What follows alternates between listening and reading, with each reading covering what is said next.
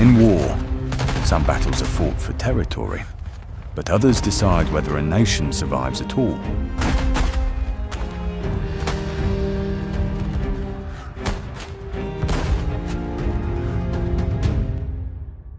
In 1916, Germany set out to break France, not by capturing a city, but by bleeding an entire country dry. Their target, Verdun, a fortress meant to stand forever. What followed became the longest and most brutal struggle of World War I, a battle where fire never stopped, where hills turned to dust, and where a single phrase became a vow: they shall not pass. Europe is sinking deeper into a nightmare, with no end in sight. World War I has dragged on for more than 2.5 years, and the Western Front has become a gaping wound stretching for hundreds of miles, a place where every field, every crossroads, every nameless patch of mud has been paid for with the blood of millions. In that grim landscape, Germany decides to unleash a new blow, not just to seize a strategic objective, but to bleed France from the inside until the country collapses. Their target is Verdun, a fortress city on the Meuse, a symbol of French national pride and stubborn resistance, and a key position anchoring the front.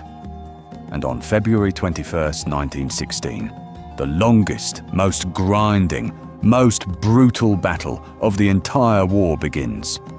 Bleed France white? Those are the words of Erich von Falkenhayn, the German chief of the General Staff, the architect of Verdun. He doesn't need to capture the city outright. He just needs the French to throw every last reserve they have into this meat grinder until they are exhausted, broken, and finished. To make that plan a reality, the Germans build up one of the densest artillery concentrations the world has ever seen.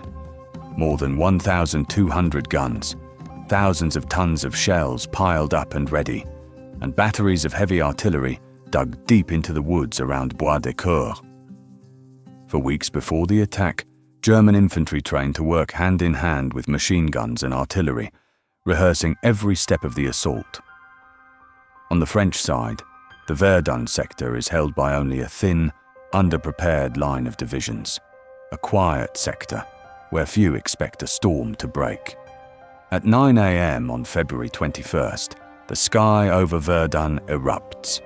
For hours, more than 1 million shells crash down on the French lines, an average of 8 shells every second. Villages, forts, trenches, everything is smashed. Earth, steel, timber, concrete, all are pulverized. The ground heaves and shudders like an earthquake, tearing the world apart. French soldiers who survive in the deep shelters send back frantic reports. There is no more ground left intact. There is no position that can still be called a defensive line. The Germans are convinced that after such a storm of fire, French resistance must surely collapse. They are wrong. On February 22nd, German troops move in. They sweep forward, overrunning the villages of Haumont and Beaumont, wiping out the scattered French units still clinging to what's left of the front. German officers report back confidently. Resistance is weak. The road to Verdun lies open. But the very next day, France sends a new commander into the inferno, General Philippe Pétain, the man who will become forever linked with Verdun. He immediately sets about rebuilding the defense, reorganizing the line, strengthening the artillery, and issues a simple iron command: Ils ne passeront pas. They shall not pass. One of Pétain's most important decisions is to turn the sacred way, la voie sacrée, into the lifeline of Verdun. Every 14 seconds, another truck rumbles down that road, bringing shells, food, weapons, and men to the front. Day and night, without pause, France is ready to fight to the last man. Then comes the shock that stuns the nation. On February 25th, just a few days after the battle begins, German troops unexpectedly seize Fort Douaumont, the strongest fort in the Verdun defenses. the supposed cornerstone of the whole system. Worse still, they take it almost without a fight. The French garrison is too small, too poorly prepared, caught off guard in a moment that feels almost unbelievable in its carelessness. Across France, the news hits like a thunderclap. Yet that humiliation becomes the spark that steels French resolve. More reserves are rushed to the front. Light infantry, artillery units, engineers, all are thrown into the line. Verdun is not allowed to fall. Through March, the nightmare tightens its grip on both sides. German guns continue to pound what remains of the French positions. French batteries on the west bank of the Meuse answer with their own devastating fire, hammering German assembly areas and gun lines. Each side commits its toughest soldiers, its most experienced divisions, its best shock troops. But no one moves very far. Every hill, every slope, every scrap of forest is bought and sold in blood. More Homme, the dead man's hill, and Hill 304 become symbols of Verdun's living hell. Men who fought there give the battlefield new names: the furnace, the mill of death.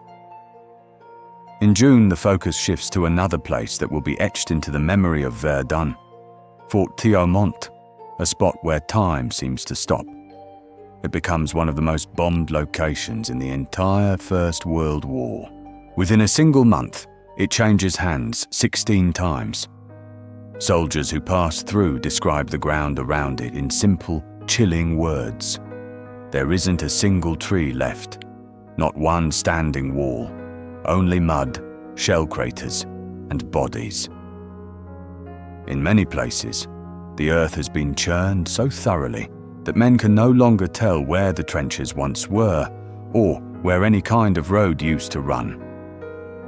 By July, Germany prepares for one last push, a final effort to take Verdun before France completely runs dry.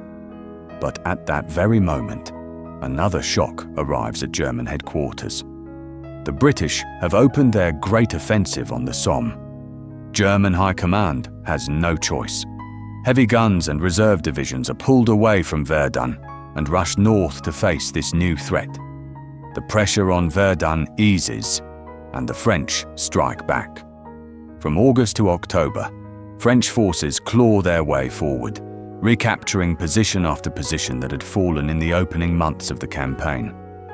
On October 24th, they retake Fort Douaumont. On November 2nd, they recapture Fort Vaux. By the end of the year, Germany has lost the initiative. There will be no more great offensives at Verdun. The battle officially winds down in December 1916.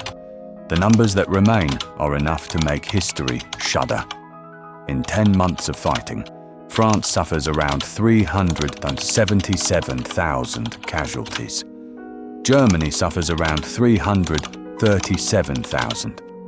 In total, more than 700,000 men are killed, wounded, or simply vanish into the mud. All of that for a few square miles of shattered, empty ground. Yet, in the memory of France, Verdun is not just a wasteland on a map.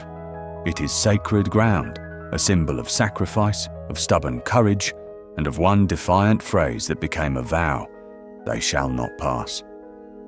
At its core, Verdun is a lesson in the terrifying power of modern artillery, a textbook example of industrial-scale attrition, and a tragedy for both sides, a place where no nation can honestly claim a true victory. Verdun didn't bring glory. It brought devastation, sacrifice, and a nation pushed to the edge, yet still refusing to break. It remains one of history's starkest reminders of what modern war truly costs. If you want more stories that uncover the battles that shaped our world, leave a like, subscribe, and hit the bell so you never miss the next episode.